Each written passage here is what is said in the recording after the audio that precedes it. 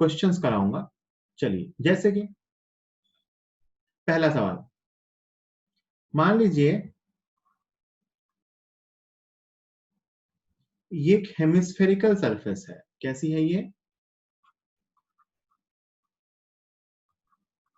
Hemispherical bowl है,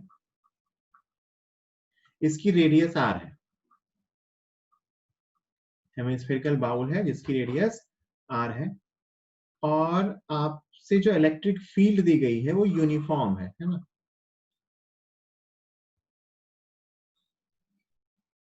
uniform electric field है ई। तो आपसे कुछ क्वेश्चन पूछे हैं। First question, find total flux through hemisphere. Hemisphere से टोटल फ्लक्स बताओ। सेकेंड, ये वाली सरफेस आप देखोगे तो प्लेन सरफेस है, और दूसरी एक कर्व सरफेस है ना। दूसरा आपसे पूछा है find flux through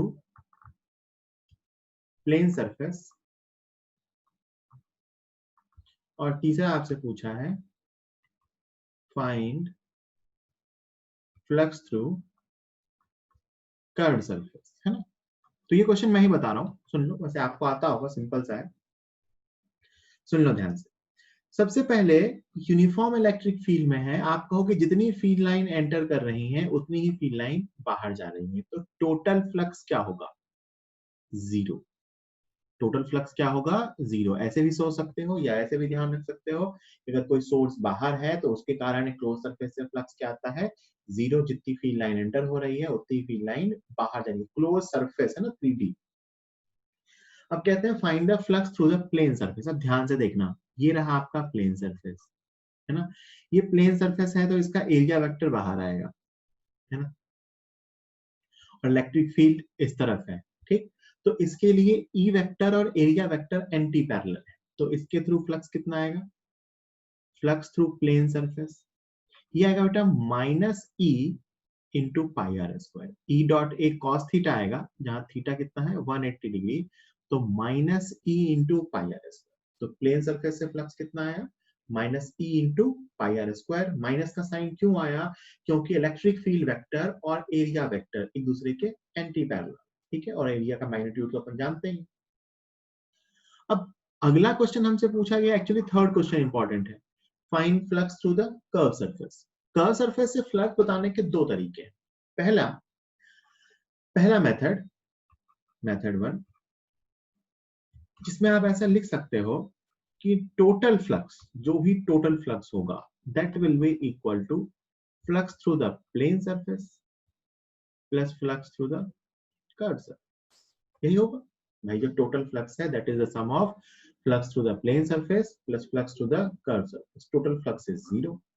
Flux through the plane surface is minus E into pi r square plus flux through the curved surface. So the flux through the curved surface is plus E into pi r square. मतलब मैंने क्या किया, मुझे पता है कि total flux zero है, तो अगर प्लेन सरफेस का flux minus E pi r square है तो कर्व सरफेस का फ्लक्स क्या होगा? Plus E into pi r square. एक मेथड ये हुआ, ठीक। यहां तक कोई डाउट किसी को? आई होप यहां तक कोई दिक्कत नहीं आएगी। दूसरा जो मेथड है वो है प्रोजेक्टेड एरिया से, है ना। अब देखो, सोच के देखो कि जो कर्व सरफेस है ना, इससे फ्लक्स निकालना इतना आसान नहीं है। यहाँ पे एरिया वेक्टर इधर है, यहाँ पे एरिया वेक्टर इधर है, यहाँ पे एरिया वेक्टर इधर है, यहाँ एरिया वेक्टर इधर है। हर जगह एरिया वेक्टर और इलेक्ट्रिक फील्ड के बीच का एंगल डिफरेंट डिफरेंट है। तो अगर मैं सीधे इंटीग्रेट करने जाऊंगा ना E dot D A cos theta में, तो ई और डी ए तो ठीक है, लेकिन कॉस थीटा हर एलिमेंट के लिए डिफरेंट डिफरेंट है, तो वो उतना इजीली इंटीग्रेट हो नहीं पाता, है ना। तो उसको इंटीग्रेट करने का एक मेथड क्या है कि आप अगर सोच के देखो तो हम हर जगह क्या कर रहे हैं ना कि E D A cos theta, E D A cos theta, और डी ए कॉस थीटा का जो नेट इंटीग्रेशन होगा, क्योंकि ई कांस्टेंट है, वो कहते हैं ये आता है इसका प्रोजेक्टेड एरिया, जो मैंने आपको एक और मेथड बताया था।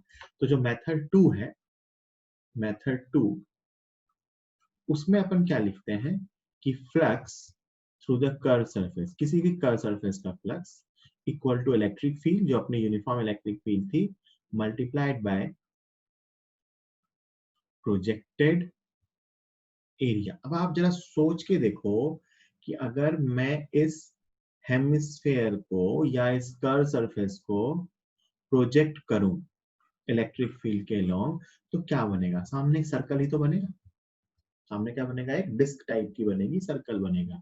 सो the projected area is E into pi r square, और आउटवर्ड फ्लक्स है तो पॉजिटिव तो होगा। तो एक कई बार ये चीज भी काम आती है बेटा, ये भी आनी चाहिए, है ना, कि फ्लक्स निकालने के लिए अपन क्या करेंगे, जिसका फ्लक्स पूछा जाएगा उसका प्रोजेक्टेड एरिया कैलकुलेट, है ना।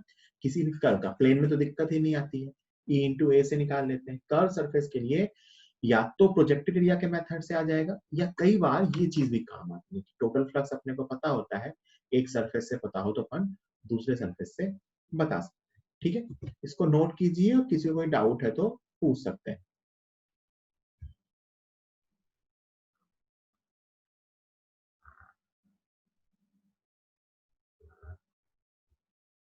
एक ऐसा कोन है ना, कोन की हाइट h है, कोन है भाई, और इसकी ये रेडियस r है। ठीक है, इलेक्ट्रिक फील्ड आपको दे रखी है ऐसे,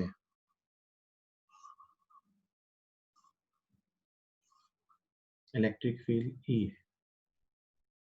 ठीक, इसके थ्रू नेट फ्लक्स जीरो होगा, ये सबको समझ में आता है।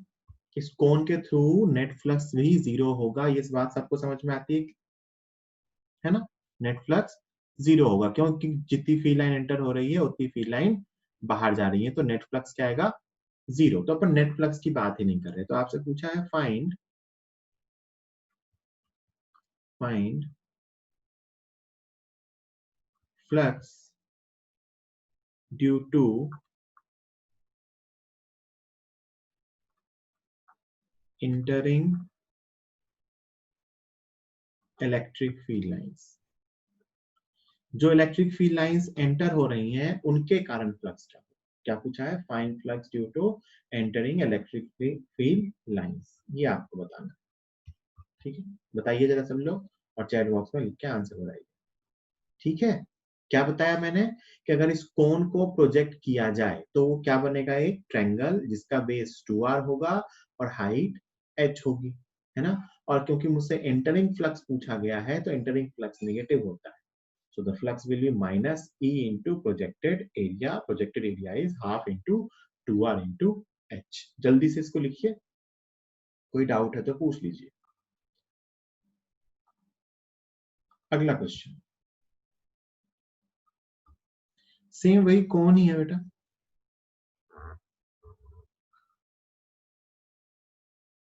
है ना। हाइट h है, रेडियस r है, और इस बार इलेक्ट्रिक फील्ड लाइंस ऐसे हैं, वही यूनिफॉर्म इलेक्ट्रिक फील्ड है, बट फील्ड लाइंस कुछ ऐसे हैं।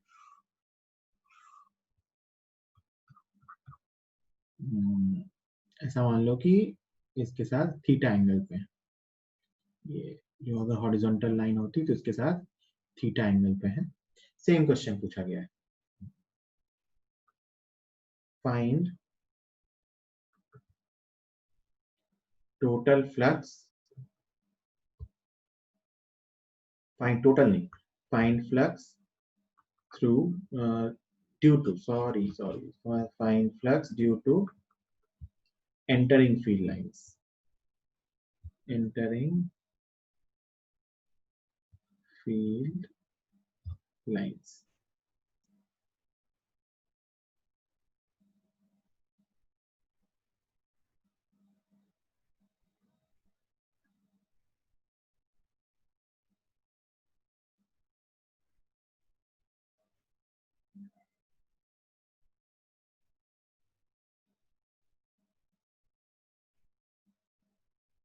सोचो,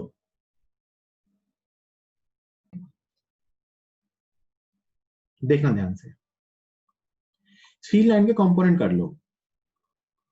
ये कंपोनेंट हो गया ई कॉस थीटा और इधर वाला कंपोनेंट हो गया ई साइन थीटा। जो इलेक्ट्रिक फील्ड है उसके कंपोनेंट्स होंगे, एक कंपोनेंट ई कॉस थीटा और एक कंपोनेंट ई साइन थीटा। अब मैं कह रहा हूं कि जो ई कॉस थीटा वाला कंपोनेंट है, इसके कारण जिस प्रोजेक्टेड एरिया से फ्लक्स आ रहा है ना, वो ये ट्रायंगुलर एरिया है। मानते हो क्या? इसके लिए जो प्रोजेक्टेड एरिया है वो ये ट्रायंगल है। और ये जो ई साइन थीटा है जो ऊपर की तरफ, इसके सामने जो प्रोजेक्टेड एरिया है वो ये बेस का है। वो बेस है एक्चुअली इंटर करने वाला, और वो एक सर्कुलर डिस्क है ना, जिसकी रेडियस कितनी है, हाँ ठीक है। इंटरिंग फ्लक्स इसके लिए भी नेगेटिव होगा, इसके लिए भी नेगेटिव होगा। ई कॉस थीटा जिस एरिया से फ्लक्स दे रहा है वो ये ट्रायंगल है, और ई साइन थीटा कंपोनेंट जिस एरिया से दे रहा है वो ये डिस्क है। तो total flux, total entering flux minus आएगा, ये तो पता ही है क्योंकि मैं एंटरिंग फ्लक्स लिख रहा हूं। ई कॉस थीटा इंटू वो area half into 2r into H plus E sine theta into pi r square. तो अपना आंसर कितना आ गया फ्लक्स का, माइनस बाहर निकाल लूं तो ये आ गया बेटा माइनस ई भी बाहर निकाल लो और आर भी निकाल लो, माइनस ई आर, और ये बच गया एच कॉस थीटा। यहाँ पे आर निकाल लेंगे तो एच कॉस थीटा, और प्लस यहाँ भी ई और आर निकाल लिया तो ये आ गया पाई आर साइन थीटा। ये आएगा आंसर। मतलब मैंने कुछ भी नहीं किया, फील्ड लाइंस के कंपोनेंट किए है ना। तो जो फील्ड लाइन का हॉरिजॉन्टल कंपोनेंट था वो सॉर्ट ऑफ कोन के लेटरल सरफेस से पास हो रहा था, और उसने जो फ्लक्स दिया वो जिस प्रोजेक्टेड एरिया पे दिया वो एक ट्रायंगल था, और जो इसका वर्टिकल कंपोनेंट था वो इसके बेस वाले सर्कुलर एरिया से पास होगा, उसे फ्लक्स देगा, और उसके थ्रू आएगा E sine theta into pi r square. तो ये टोटल फ्लक्स है। टोटल फ्लक्स निगेटिव आएगा क्योंकि एंटरिंग फ्लक्स है, एंटरिंग फ्लक्स। इतना ही आउटगोइंग फ्लक्स भी आएगा। नेट फ्लक्स थ्रू इस कोन से क्या होगा, जीरो। टोटल एंटरिंग फ्लक्स पूछा था मैंने, इसलिए आंसर नेगेटिव। अगला क्वेश्चन ये रहा, सिंपल ही है, आप सब खुद ही बता सकते हो आंसर। अब मान लो एक सिलेंडर है ना, ये रेडियस r है, ये हाइट h है। इसका आंसर आप खुद ही बताओगे। ये एक सिलेंडर है, रेडियस r और हाइट h वाला है ना, और फील्ड लाइन अभी सिंपल वाली ले लेता हूँ ऐसी, है ना। E यूनिफॉर्म फील्ड है। Find flux due to entering field lines. Entering field lines के कारण फ्लक्स बताओ। Find flux due to entering field lines. जल्दी सब लोग।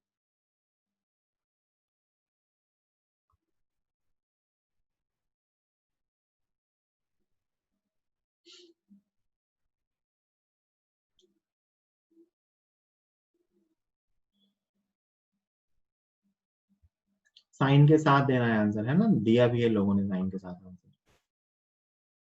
गुड, जिन्होंने दिए हैं सबके आंसर सही है। रवि ई भी लिखना है, वैसे सही है, ई भी लिखना है, ई रह गया, तूने बस एरिया निकाल लिया।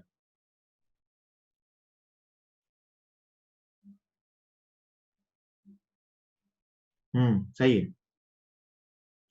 चलो बिल्कुल सिंपल है, ये सबको शायद समझ में आ गया कि इसके सामने जो प्रोजेक्टेड एरिया होगा वो एक रेक्टेंगल बनेगा। इसका प्रोजेक्टेड एरिया कैसा बनेगा, रेक्टेंगल, जिसकी विड्थ होगी 2r और ये लेंथ या हाइट होगी h। तो इसका एरिया सिंपली निकाल सकते हैं।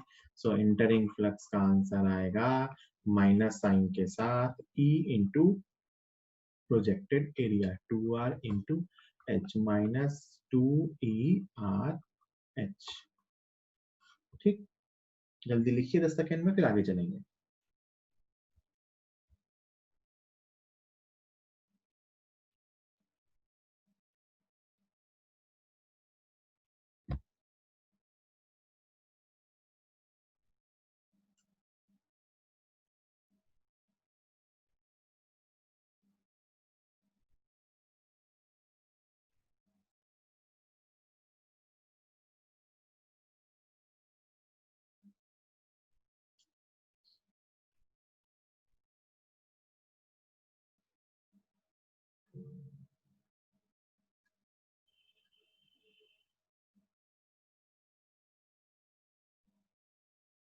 ठीक है, चलिए।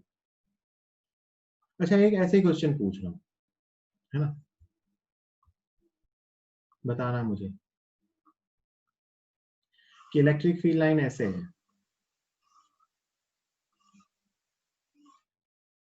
ना, और एक डिस्क रखी हुई है ऐसे, मतलब इस डिस्क का जो नॉर्मल है ना वो इस पेज से बाहर आ रहा है ना, मतलब आपके स्क्रीन से बाहर आ रहा है डिस्क का नॉर्मल, मतलब ऐसा मान सकते हैं कि डिस्क का प्लेन फील्ड के प्लेन में है ना, डिस्क की रेडियस आर है और आप लिखोगे plane of disc is lying along E vector, plane जो है वो ई वेक्टर के अलोंग है, तो बताओ इससे फ्लक्स कितना होगा,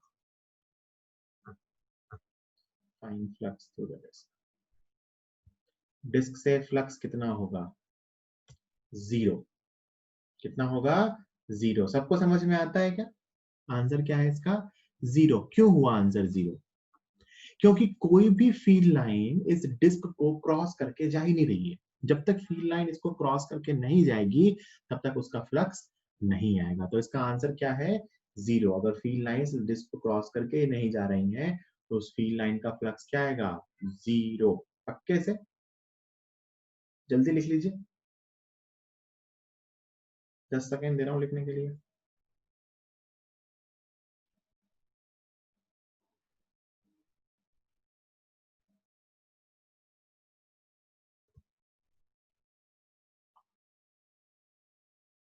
थिकनेस नहीं है, डिस्क, जब भी फिजिक्स में डिस्क की बात की जाती है, सुन लो कुछ बातें यहीं से आगे जीवन में काम आएंगी। फिजिक्स में जब तक ना कहा जाए, आपसे कहा जाए पॉइंट, है ना, पॉइंट चार्ज कहा जाए, पॉइंट मास कहा जाए, इसका मतलब होता है उसकी कोई रेडियस नहीं है ना, पॉइंट मतलब उसकी कोई डायमेंशन एग्जिस्ट नहीं कर रही, वो सिर्फ एक पॉइंट है, उसकी कोई रेडियस नहीं होगी, ठीक। आपसे कहा जाए रॉड या थिन रॉड, थिन रॉड कहे जाने के, या सिंपल फिजिक्स में रॉड का भी यही मतलब, रॉड या थिन रॉड कहे जाने का मतलब है उसका सिर्फ लीनियर डायमेंशन है ना, लेंथ है, उसकी कोई थिकनेस नहीं है ना, मतलब उसकी थिकनेस नेग्लिजिबल है, मतलब एक रॉड है सिर्फ वो थिन रॉड, सिर्फ उसकी लेंथ। आपसे कहा जाए रिंग, रिंग का मतलब फिजिक्स में होता है थिन रिंग, है ना, मतलब उसकी इनर रेडियस और आउटर रेडियस इक्वल होगी, सिर्फ उसकी एक ही रेडियस होगी आर, मतलब एक पतले से वायर का रिंग होगा। आपसे फिजिक्स में कहा जाए डिस्क, डिस्क का मतलब वो सिर्फ एक पतला सा प्लेन है जिसमें अंदर से लेके बाहर तक मटेरियल है, उसकी थिकनेस नेग्लिजिबल है, अगर उसकी थिकनेस होगी तो वो सॉलिड सिलेंडर हो गया, है ना। तो अगर आपसे डिस्क कहा गया है इसका मतलब उसकी थिकनेस की बात नहीं हो रही है, कहीं भी डिस्क कहने के बाद अगर थिकनेस की बात होगी तो लिख के देंगे कि इसकी डिस्क की थिकनेस इतनी टी है, जब तक थिकनेस को डिस्क्राइब ना किया जाए अपन थिन डिस्क ही मानते हैं, ठीक है, ध्यान रहे ये चीजें काम आती हैं, ठीक। चलिए,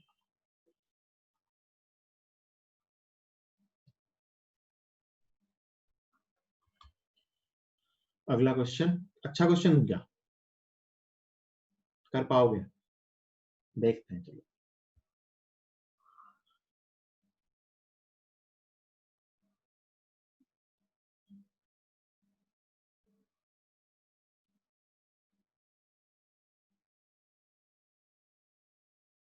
तुमने कह दिया तो अच्छा क्वेश्चन दे दो, ये इंफिनिटी तक है, ये यहाँ पे खत्म हो रहा है ना, ये लैम्डा वाली लीनियर चार्ज है, लीनियर चार्ज, है ना, ये यहाँ से स्टार्ट हो रहा है और इन्फिनिटी तक जा रहा है, और ये एक रिंग है of radius capital R radius की रिंग है, इस ये रिंग का सेंटर है, तो ये लीनियर चार्ज क्या हुआ है, जैसे अपन ने फोर्स वाला क्वेश्चन किया था कि इसके सेंटर से स्टार्ट हुआ और इन्फिनिटी तक गया है, तो आपसे पूछा है कि find total flux through the ring, ring के थ्रू टोटल फ्लक्स बताओ, find total flux through the ring. System समझ में आ गया कि एक रिंग है, उसके सेंटर से लेके इन्फिनिटी तक एक लाइन चार्ज रखा हुआ है, तो हमें ये बताना है कि रिंग से टोटल फ्लक्स क्या होगा। जल्दी मत करना, सोचो और सॉल्व करके आंसर बताओ, सिंपल सा ही है। है ना। इधर देखना, वायर की फील्ड अगर अपन बात करें तो इस वायर की फील्ड के किसी भी डिस्टेंस r पे जाएंगे, है ना। तो वायर की फील्ड के दो कंपोनेंट हो गए, इधर वाला k लैम्डा बाय r और इधर वाला k लैम्डा, है ना। इस रिंग के पूरे प्लेन में इस वायर की फील्ड के दो कंपोनेंट आएंगे, k लैम्डा बाय r और k लैम्डा बाय r। इस फील्ड के कंपोनेंट के कारण फ्लक्स जीरो होगा। अगर आप इस रिंग को ड्रॉ करो तो रिंग में एक कंपोनेंट तो इधर आएगा, इसका थ्रू फ्लक्स क्या होगा, जीरो, और एक कंपोनेंट रिंग को क्रॉस करके जाएगा, के लैम्डा बाय आर। इसके कारण फ्लक्स होगा। तो ये फ्लक्स देगा और ये फ्लक्स नहीं देगा। तो जो भी फ्लक्स होगा वो सिर्फ किस कंपोनेंट के कारण होगा, जो फील्ड रिंग की एक्सिस के पैरेलल है। एक तो हमें ये चीज समझनी है कि ये सेमी रिंग है और सेमी रिंग में यहाँ पे एक कंपोनेंट जो है वो फ्लक्स देगा और दूसरा कंपोनेंट फ्लक्स नहीं देगा। ठीक है, तो हम यहाँ बात भी एक ही कंपोनेंट की करने जा रहे हैं, वो भी कौन से कंपोनेंट की, पैरेलल वाले। अच्छा, इस डिस्टेंस पे फील्ड अलग है, इस डिस्टेंस पे फील्ड अलग है, इस डिस्टेंस पे फील्ड अलग है। ये जो पूरी रिंग का एरिया है ना, ये डिफरेंट डिफरेंट डिस्टेंस पे है। तो मैं क्या करूंगा, वापस अपनी वही इंटीग्रेशन की अप्रोच होगी कि मैं एक पतली सी रिंग मानूंगा, है ना। ये मान लो इस वायर का फ्लक्स दिख रहे हैं, तो यहाँ से r डिस्टेंस पे जाऊंगा और एक dr थिकनेस की रिंग मानूंगा, और फील्ड ये वाली रही। कितनी है field, 2k lambda by k lambda by r, है ना। r डिस्टेंस पे फील्ड कितनी है, k लैम्डा बाई r, वो एक रिंग से पास होगी। तो जो रिंग से फ्लक्स आएगा d फाई, क्या है, this is flux through ring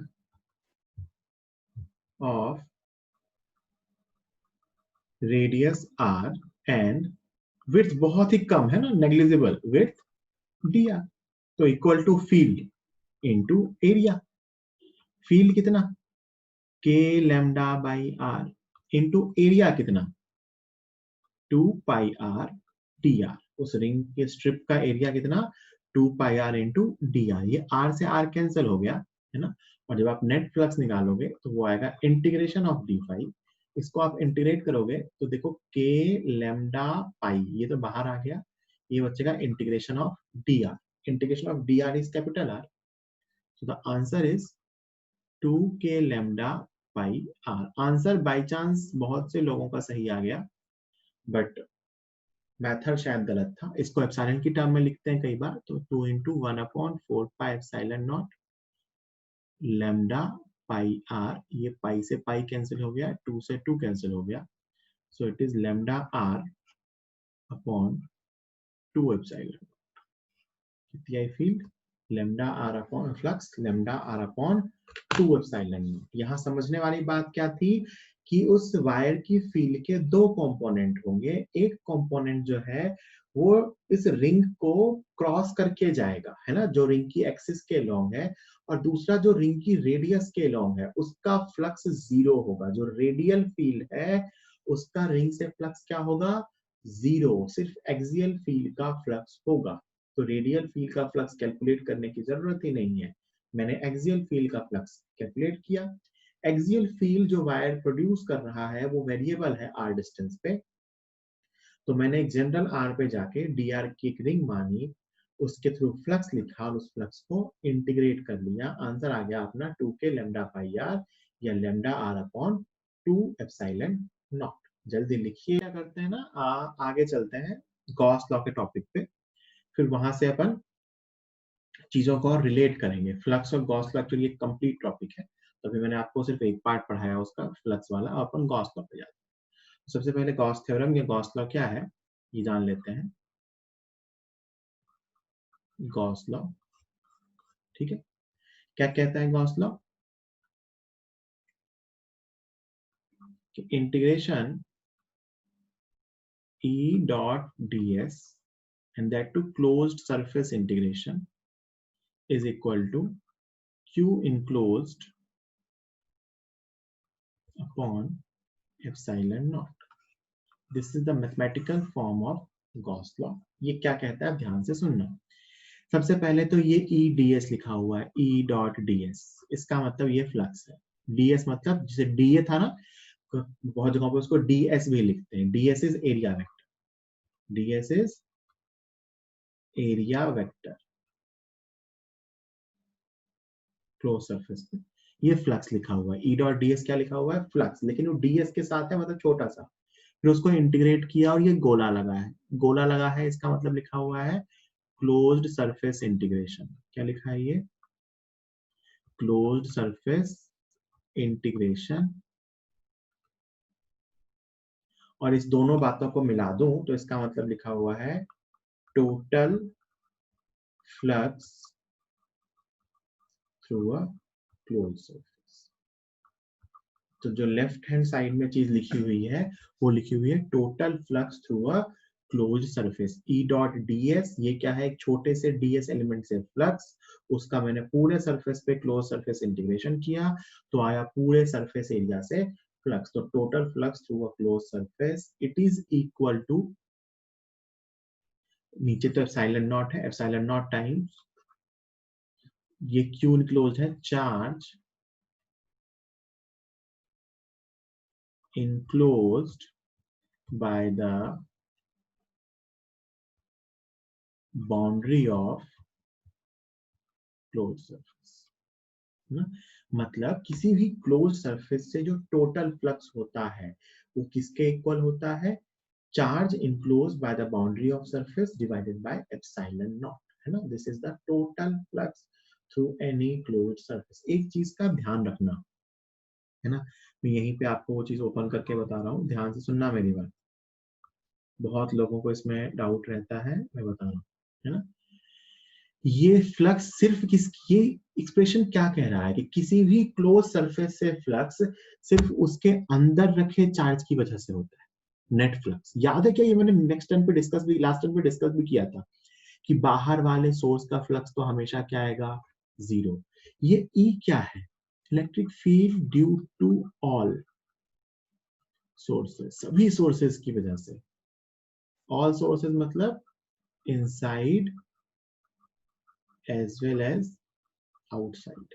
मतलब मैं एक गॉसियन सरफेस पे, किसी भी क्लोज सरफेस पे, मैं उसके हर पॉइंट पे ई डॉट डीएस को कैलकुलेट करके उसको ऐड करूंगा तो जो नेट फ्लक्स आएगा ना वो सिर्फ अंदर वाले चार्ज पे डिपेंड करेगा, बाहर वाले चार्ज पे डिपेंड नहीं करेगा। मतलब, और ऐसे भी सोच सकते हो कि ई नेट डॉट डीएस जो है ना, it will be written as closed surface integration of E inside जो अंदर वाले सोर्सेज हैं plus E outside dot DS, है ना। ये जो अंदर सोर्सेज है उसकी वजह से और ये जो बाहर सोर्सेज है उसकी वजह से, और ये टर्म जीरो होती है, ये मैं आपको पहले बता चुका हूँ, ठीक है। बट ये यहाँ मेंशन नहीं कर रहा मैं, बट ये समझाने के लिए कि ऐसा क्यों हुआ। तो गॉस लॉ ये कहता है कि जो किसी भी क्लोज सरफेस से टोटल फ्लक्स होता है उस गॉसियन सरफेस पे, वो होता है Q enclosed by the Gaussian surface upon epsilon naught। याद रखना यहाँ ये इलेक्ट्रिक फील्ड सबकी वजह से होती है, और जब मैं सबकी इलेक्ट्रिक फील्ड लिखूंगा तो जो बाहर वाले की इलेक्ट्रिक फील्ड है उसका फ्लक्स कैलकुलेट होकर अपने आप जीरो हो जाएगा, तो सिर्फ क्या बचेगा, अंदर वाले। तो मैं अंदर वाले का फ्लक्स भी ये कह सकता हूँ, वरना इन जनरल ये टोटल फ्लक्स कहा जाता है। Total flux through any Gaussian surface is due to all. मैं एक एग्जांपल लेके बता रहा हूँ, फिर इसको लिखना, सुनना मेरी बात बहुत ध्यान से। मान लो ये एक सरफेस है ना, यहाँ पे एक चार्ज प्लस Q1 है, यहाँ पे एक चार्ज प्लस Q2 है, यहाँ पे एक चार्ज प्लस Q3 है। मान लो बेटा मैंने यहाँ पे एक छोटा सा एरिया माना, डीएस एरिया। मैं पूछूं कि मुझे इस एरिया से फ्लक्स लिखना है ना, फ्लक्स थ्रू डीएस, ध्यान से सुनना मेरी बात, फ्लक्स थ्रू डीएस, इस डीएस एरिया, डीएस क्या है, इस सरफेस पे छोटा सा एरिया। तो आप कहोगे सर इसका आंसर होगा electric field of 1 plus electric field of 2 plus electric field of 3 dot DS. अगर मैं किसी भी छोटे एरिया से फ्लक्स लिखने जाऊंगा तो उसमें मुझे तीनों की फील्ड लेनी होगी। इसी तरह मान लो मैंने यहाँ पे एक एरिया ले लिया, फिर यहाँ पे भी तीनों की फील्ड लिखनी होगी। बट मैं जब इन सारे फ्लक्सेस को लिख के इंटीग्रेट करूंगा, total flux is equal to, जब आप इस d5 को इंटीग्रेट करोगे क्लोज सरफेस पे, तो वो क्या आएगा, नेट सिर्फ अंदर का charge Q2 plus Q3 on epsilon not. बाहर वाले चार्ज के फ्लक्सेस पूरे, बाहर वाले चार्ज का फ्लक्स यहाँ से होगा, यहाँ से होगा, यहाँ से होगा, यहाँ से होगा, यहाँ से होगा, यहाँ से होगा, यहाँ से होगा, यहाँ से होगा, बट वो सब मिलके क्या हो जाएगा, जीरो, क्योंकि बाहर वाले चार्ज की फील्ड लाइन एंटर हो रही होगी और बाहर जाए। अलग अलग जगहों के एलिमेंट पे तो बाहर वाले की फील्ड आएगी, छोटे से एलिमेंट पे उसका फ्लक्स भी आएगा, लेकिन जब मैं पूरे क्लोज सरफेस पे उसका सम कर दूंगा तो वो क्या हो जाएगा, जीरो। तो ये चीज समझने वाली है, इसको ध्यान से सुनो एक बार वापस, कि मैं कह रहा हूँ कि मैं एक छोटे से ds से फ्लक्स लिखूंगा, तो इस छोटे से ds से फ्लक्स लिखने में मुझे किसकी किसकी फील्ड लेनी होगी, 1 की भी लेनी होगी, 2 की भी लेनी होगी, 3 की भी लेनी होगी। ऐसे में यहाँ पे ds लूंगा, यहाँ भी तीनों की फील्ड, यहाँ भी तीनों की फील्ड, यहाँ भी तीनों की फील्ड, यहाँ भी तीनों की फील्ड, यहाँ भी तीनों की फील्ड, यहाँ के, बट मैं ऐसे सारे ds पे जो फ्लक्स लिख के ऐड करूंगा, तो उसमें जो E1 का नेट फ्लक्स हो जाएगा वो जीरो, क्योंकि उसकी जितनी फील्ड लाइन एंटर हुई उतनी ही फील्ड लाइन बाहर गई। यही मैं कहना चाह रहा हूँ यहाँ पे, यहाँ पे जो E है, it is due to all the sources, हर सोर्स का फ्लक्स लिख के ऐड कर दे तो नेट फ्लक्स सिर्फ किसकी वजह से आता है, अंदर इनक्लोज चार्ज की वजह से, Q enclose upon epsilon not. इसको अपन ने कल एक बार समझा भी था, इसको लिखिए और कोई डाउट है तो पूछिए। आपको क्वेश्चन में ना, एक ध्यान से सुनना, आपको क्वेश्चन में एक टर्म लिखी मिलेगी, गॉसियन सरफेस, है ना। गॉसियन सरफेस क्या है, एक हाइपोथेटिकल सरफेस है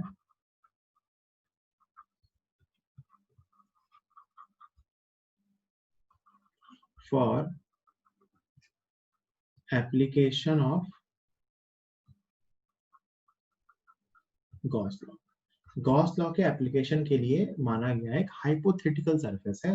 ये अपन कैसा भी मान सकते हैं डिपेंडिंग अपॉन आवर कन्वीनियंस, ताकि हम इजीली कैलकुलेट कर पाए। देखो याद रखना, मान कैसा भी सकते हैं, कैसा भी मानेंगे नहीं, लेकिन है ना, अपन जब आगे फील्ड निकालने के लिए गॉस लॉ को यूज करेंगे तो अपन कुछ वेल डिफाइंड ज्योमेट्रीज ही मानेंगे, क्योंकि हम उसी का एरिया निकाल सकते हैं। जैसे मैं स्फेयर मानूंगा, क्यूब मान सकता हूँ, या मैं सिलेंडर मान सकता हूँ, मैं कुछ भी रेगुलर शेप नहीं मानूंगा क्योंकि मुझे उसका एरिया निकालना होगा, है ना।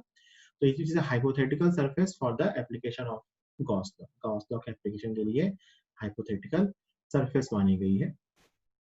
फिर आपने गॉस लॉ जो सीखा, ठीक, ये जो रिजल्ट था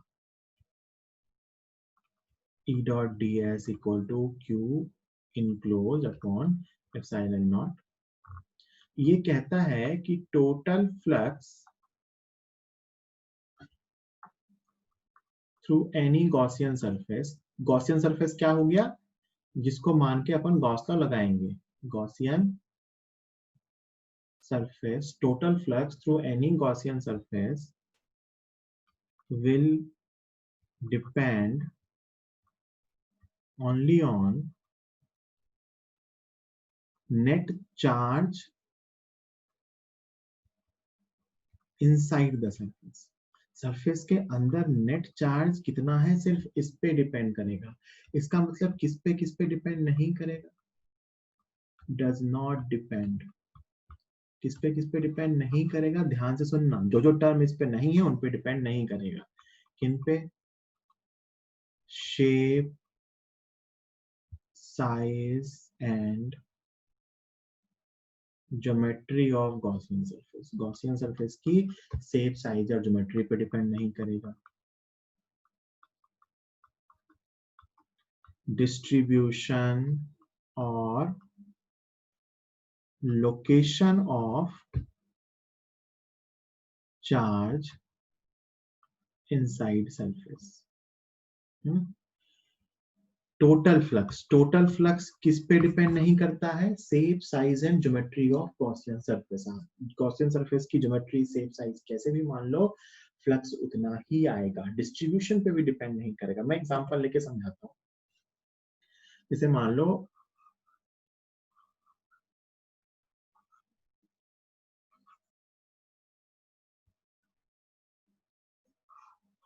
है ना, ये 5 गॉसियन सरफेस बनाई, इन सब के अंदर मैं क्यू चार्ज रखना हूँ, इसके अंदर प्लस क्यू यहाँ रखा, इसके अंदर प्लस क्यू बाई 2 और प्लस क्यू बाई 2 रखा, इसके अंदर प्लस 2q और माइनस 2q और प्लस q रखा, इसके अंदर प्लस q रखा और इसके अंदर प्लस 2q और माइनस q रखा, है ना। ये मैंने 5 गॉसियन सरफेस बनाई, दिख रहा है क्या आपको? इन पांचों के थ्रू जो फ्लक्स आएगा वो आएगा Q अपॉन एप्सिलॉन। पांचों में फ्लक्स का आंसर सेम आएगा, Q अपॉन एप्सिलॉन। ये सब 3D सरफेसेस है ना बेटा, ये स्फेयर है ना, 2D में नहीं रखा। गॉसियन सरफेस मतलब क्लोज सरफेस है ना, ये भी ऐसा कुछ 3D में इधर बना हुआ है। तो इन सब के अंदर आप देखो, इसके अंदर टोटल चार्ज कितना है? Q। इसके अंदर भी कितना है? Q by 2 plus Q by 2 Q। इसके अंदर भी कितना है? Q। इसके अंदर भी कितना है? Q। इसके अंदर भी कितना है net charge? Q plus Q। तो नेट फ्लक्स सबके थ्रू क्या आएगा? Same, same for all. क्या सबकी फील्ड का पैटर्न सेम होगा? नहीं, बिल्कुल नहीं, सब में चार्जेस अलग अलग हैं, तो सबके सरफेस पे फील्ड का पैटर्न डिफरेंट डिफरेंट होगा, है ना। क्या सबके लिए इंटीग्रेशन एक जैसे करेंगे? नहीं, सब में डिफरेंट डिफरेंट, किसमें आसान किसमें मुश्किल होगा। हाँ, लेकिन सबके थ्रू जब नेट कैलकुलेट किया जाएगा तो गॉस तो यही कहता है कि इन सबसे फ्लक्स सेम आएगा, और उस फ्लक्स की वैल्यू आएगी Q अपॉन एप्सिलॉन नॉट, क्योंकि ये इस चीज पे तो डिपेंड ही नहीं करता कि गॉसियन सरफेस का शेप, साइज, ज्योमेट्री क्या है, या अंदर चार्ज एक अकेला चार्ज है, या वो बहुत सारे चार्जेस से मिलके बना है, या वो प्लस माइनस है। बात समझ में आती है क्या? ठीक है, जल्दी से दोनों पेज को नोट कीजिए, है ना, और किसी कोई डाउट है तो पूछ लीजिए, है ना, ऐसे ही मतलब। ठीक है, यहाँ पे प्लस 2 कूलम, यहाँ पे माइनस 3 कूलम, यहाँ पे माइनस 4 कूलम, यहाँ पे plus 5 coulomb. Find net flux, ये गॉसियन सरफेस है ना, इसको मैं GS लिखा करूंगा, net flux through the Gaussian surface. जल्दी बताइए, find net flux through the Gaussian surface.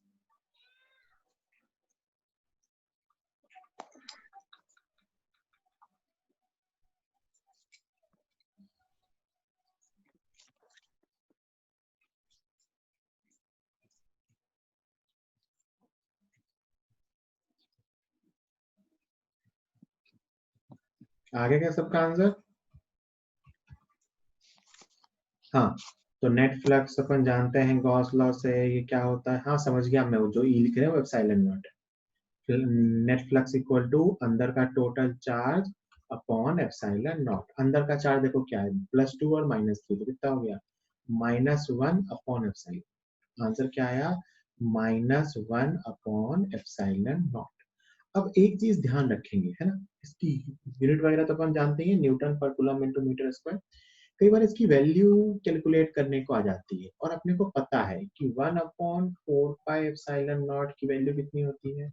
9 into 10⁻⁹। तो 1/ε0 की वैल्यू आएगी बेटा यहाँ से, देखो ध्यान से क्या आएगी, 36π, है ना, तो कितना आ गया? -36π इंटू 10⁹ न्यूटन पर कूलम इंटू मीटर स्क्वायर। ऐसी वैल्यू भी पूछ सकते हैं। कई बार एप्सिलॉन नॉट की वैल्यू रखने की बात आ जाती है, तो एप्सिलॉन नॉट की वैल्यू होती है 8.85 इंटू 10⁻⁻12 SI यूनिट्स में निकालना, है ना। कई बार एप्सिलॉन नॉट की वैल्यू के टर्म में, अदरवाइज ये सोच सकते हैं कि यहाँ से मैं 1/ε0 लिख सकता हूँ, तो ये वैल्यू, है ना। कोई दिक्कत किसी को? फ्लक्स निगेटिव क्यों आया? क्योंकि अंदर का नेट चार्ज निगेटिव है। जल्दी लिखिए इसको, फिर मैं नेक्स्ट क्वेश्चन।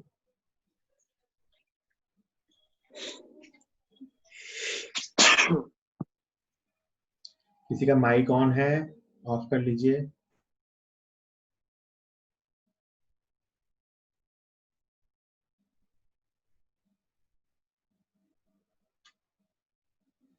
जल्दी, मैं 30 सेकेंड दे रहा हूँ, फिर अपन आगे चलेंगे अगला question.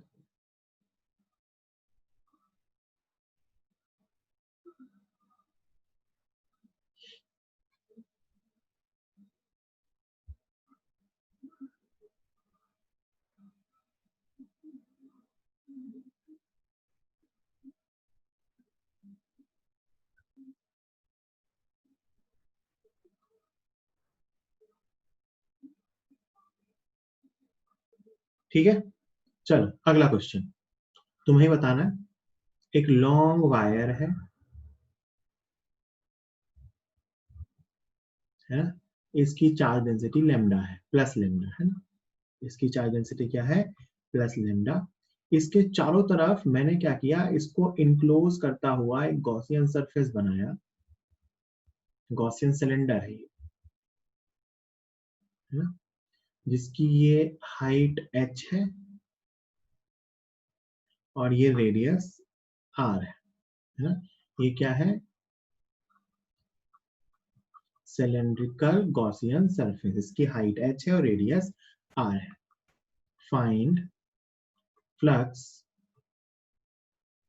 Through the Gaussian surface. जल्दी से बताइए, इस गॉसियन सरफेस से फ्लक्स क्या होगा।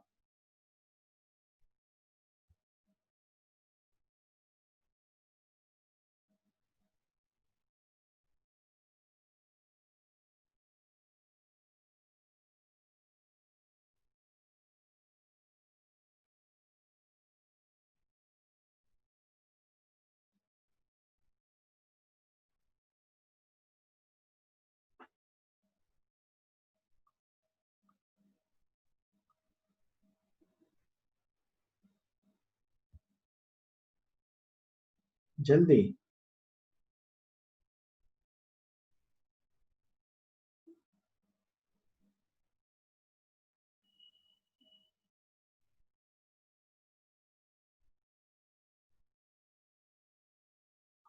तो भाई सुनो, क्वेश्चन को सॉल्व करने के दो तरीके हैं।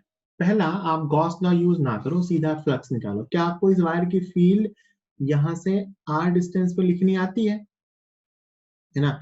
यहाँ इधर होगी, यहाँ इधर होगी, हर जगह से रेडियल फील्ड होगी, है ना। तो आपको फील्ड लिखनी आती है। मैं मेथड 1 बता रहा हूँ, अभी देखिएगा गॉस लॉ से काम कितना आसान हो जाता है। मेथड 1, तो आप फील्ड लिखोगे, E इज इक्वल टू लिखोगे r डिस्टेंस पे 2k lambda by r. Infinite wire है, उसकी फील्ड कितनी, 2k लैम्डा बाई आर। और बेटा इस वायर की फील्ड हमेशा ऐसे रेडियल ही होगी, मतलब इससे फ्लक्स कितना होगा, जीरो, और इससे फ्लक्स कितना होगा, जीरो। ये सबको समझ में आता है। मैं देख लूंगा चैट, पहले यहाँ ध्यान से देखो। इन दोनों जो ये सर्कुलर सरफेस हैं, इनसे फ्लक्स जीरो होगा, क्योंकि फील्ड लाइन जो है ऐसे रेडियली बाहर जाएगी, है ना। तो इस दोनों से फ्लक्स कितना आएगा, जीरो। तो लिख दिया भाई जीरो। तो यहां से सिर्फ फ्लक्स किस सरफेस से होगा, सिर्फ उसके कर्व सरफेस से, है ना। तो फील्ड लिख लिया, तो अपन कहेंगे flux will be through curve surface only, है ना। और कर्व सरफेस पे फील्ड कितनी है, 2k लैम्डा बाय आर बाहर की तरफ, और कर्व सरफेस एरिया सिलेंडर का वो कितना होगा, 2 पाई आर इंटू एच। कितना होगा, 2 पाई आर इंटू एच। आर से आर कैंसिल हुआ, कितना आ गया भाई, 4k लैम्डा पाई एच। के रख दो, 1/4 pi epsilon naught lambda pi h. Pi से पाई गया, 4 से 4 गया, आंसर आया lambda h upon epsilon naught. अभी मैंने गॉस लॉ यूज नहीं किया, मैंने सिंपली क्या लिखा, जो आपने पीछे सीखा था फ्लक्स कैलकुलेट करना, कि मैंने फील्ड लिखी और फिर मैंने कहा कि प्लेन सरफेसेस से तो फील्ड लाइन क्रॉस ही नहीं होगी, तो उसके थ्रू फ्लक्स क्या आएगा, जीरो। तो जो भी फ्लक्स आएगा वो कौन से सरफेस से आएगा, सिर्फ कर्व सरफेस से, और मैंने कर्व सरफेस से फ्लक्स कैलकुलेट। दूसरा मेथड, अब मेरी बात ध्यान से सुनना, मेथड 2। मेथड 2 देखना कितना घटिया मेथड है ये। मेथड 2 गॉस नाम के महान साइंटिस्ट हुए जिन्होंने ये कहा कि अगर ये गॉसियन सरफेस है तो इससे फ्लक्स उतना ही होगा जितना इसके अंदर चार्ज का है ना। ये लैम्डा वाला वायर है तो इनक्लोज्ड चार्ज, भाई गॉसियन सरफेस तो h हाइट की है तो इसके अंदर चार्ज कितना है, linear charge density into h। मैं कहूँ सिलेंडर के अंदर कितना चार्ज है तो h लेंथ है अंदर तो लैम्डा इनटू h, तो फ्लक्स कितना होगा lambda q upon epsilon naught, मतलब lambda h upon epsilon naught. ये रहा आंसर, देख लो बेटा दोनों आंसर सेम आया है ना। ये फायदे हैं गॉस लॉ के, अपन सीधा बता सकते हैं कि अंदर का चार्ज लैम्डा h है तो टोटल फ्लक्स क्या होगा lambda h upon epsilon not. इसीलिए गॉस लॉ सीख रहे हैं। जल्दी लिखिए।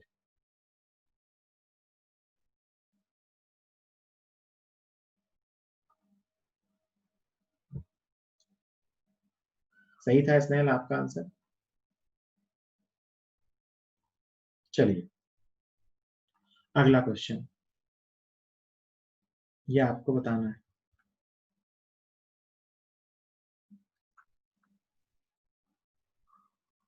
ये स्फेयर है ना, स्फेरिकल गॉसियन सरफेस है, स्फेरिकल गॉसियन सरफेस, इसके अंदर से वायर ऐसे पास हो रहा है ना, वही लैम्डा वाला वायर है, वायर लैम्डा दिया हुआ है, ये यहां से x डिस्टेंस पे है और स्फेयर की रेडियस r है, स्फेयर की रेडियस r है, ये वायर इससे सेंटर से परपेंडिकुलरली x डिस्टेंस पे पास हो रहा है ना। तो आपसे पूछा गया है find flux through the sphere, sphere से फ्लक्स बताइए, find flux through the sphere. ये सबको समझ में आ रहा है कि इसके थ्रू जो फ्लक्स होगा वो आएगा lambda into l upon epsilon not, जहां एल यहां से यहां तक की लेंथ है। तो मुझे ये लेंथ निकालनी है सॉरी, तो मुझे ये लेंथ निकालनी है एक्चुअली में। तो ये रेडियस r है, ये डिस्टेंस x है, तो ये लेंथ क्या आ जाएगी l is equal to 2 into under root r square minus x square, ये l आ गया, ये l यहाँ रख देंगे तो it will be 2 lambda under root r square minus x square epsilon. This is the answer. Total flux का answer कितना आ गया lambda into l upon epsilon naught, क्योंकि यही क्या है अंदर का चार्ज। और एल को मैं क्या लिख सकता हूँ बाय ज्योमेट्री, ये x है ये r है, तो मैंने ये लेंथ निकाल ली, दिस इज l/2 और उसका दुगना कर दिया। ठीक, कितने लोगों का सही आंसर आ गया था?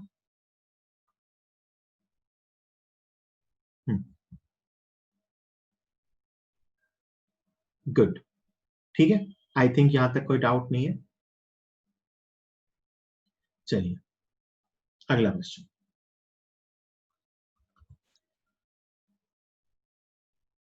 अगले क्वेश्चन में आपसे कहा गया है कि find maximum possible flux through अ cubical Gaussian surface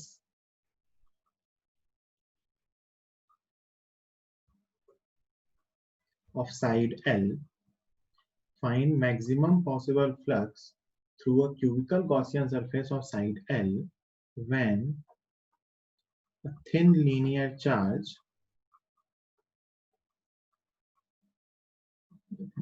long है ना, linear charge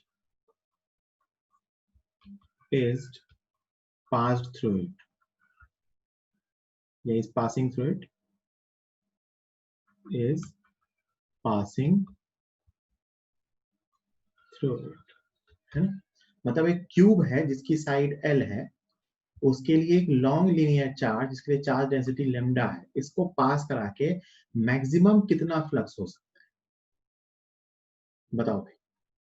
एक क्यूब से एक लीनियर चार्ज डेंसिटी, इसमें कुछ ज्यादा एक्सप्लेन करने की नीड नहीं है, मैं आंसर लिखूंगा तो ही आपको समझ में आ जाएगा।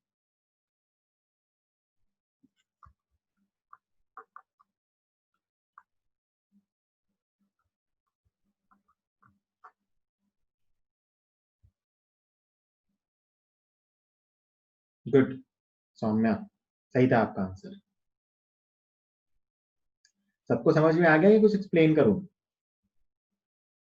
क्यूब से मैक्सिमम लेंथ कितनी आ सकती है? उसके डायगोनल के बराबर। तो जब वो वायर इससे डायगोनली पास हुआ होगा तो अंदर क्या चार्ज कितना होगा? Lambda 3L। तो मैक्सिमम फ्लक्स कितना होगा? Lambda √3 lambda L upon epsilon naught, है ना? तो ऐसे क्वेश्चंस में ध्यान रखेंगे। वैसे अगर उस स्फेयर से मैं पूछा होता, जो पिछला क्वेश्चन अपना था, मैंने इससे पूछा होता कि बताओ मैक्सिमम फ्लक्स कब आएगा, तो जब ये यहाँ से पास हो जाता 2r लेंथ से, है ना? तो जब x इक्वल टू 0 होता तो लेंथ इक्वल टू क्या आती? 2r। तो जब लेंथ 2r आती तो फ्लक्स मैक्सिमम होता। ठीक है, तो कई बार ऐसे क्वेश्चन पूछ लेते हैं बेस्ड ऑन ज्योमेट्री। चलो फिर एक क्वेश्चन और करते हैं।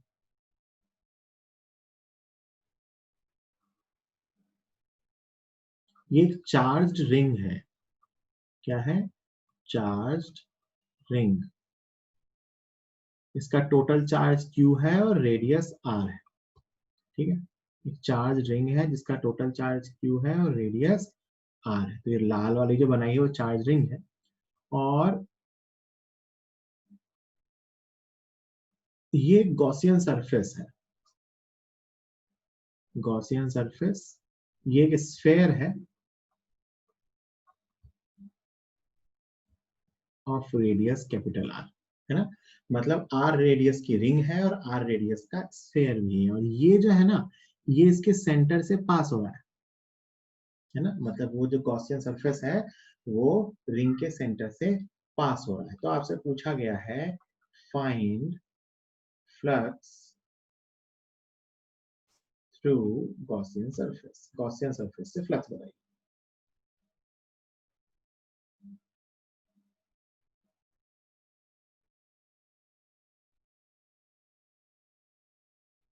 दोनों की रेडियस इक्वल है, जितनी रिंग की रेडियस है उतनी गॉसियन स्फीयर की रेडियस है, और वो गॉसियन स्फीयर इसके सेंटर से पास हो रहा है। तो आपसे पूछा गया है कि बताइए गॉसियन स्फीयर से फ्लक्स कितना। चार ऑप्शन लिख दिए मैंने सामने।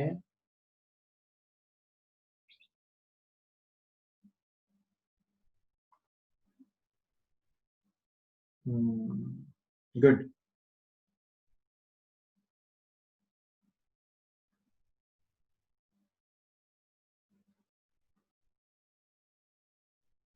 पूरी कहानी अपने को लाल वाला पार्ट जो उसके अंदर है वो कैलकुलेट करने की, बात सबको समझ में आ रही है क्या?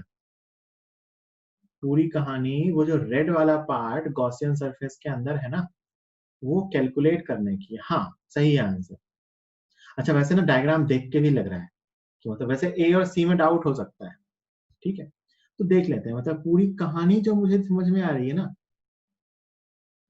वो ये पता करने की है कि ये लेंथ कितनी है यहां से यहां। अभी पता कर लेते हैं। एक चीज तो फिक्स है कि ये इसके सेंटर से भी पास होगा, दोनों सेंटर टू सेंटर पास, है ना? ये सबको समझ में आता है।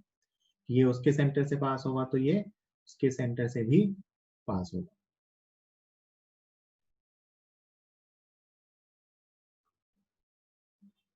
कैसे भी सोच सकते हो बाय ज्योमेट्री। और ये centre to centre distance r है, तो ये इसका बाइसेक्टर है, तो ये r/2 होगा। और ये r है ना? तो ये एंगल कितना आ जाएगा? 60 डिग्री। तो टोटल एंगल क्या आएगा? 120 डिग्री। तो थीटा टोटल एंगल आएगा वो कितना आएगा? 120। ज्योमेट्री लगा के आप निकाल सकते हो कि ये centre to centre distance r है, तो ये इसका परपेंडिकुलर बाइसेक्टर है, तो ये r/2 है। तो वहां से थीटा कितना आ जाएगा? 60 सॉरी 120।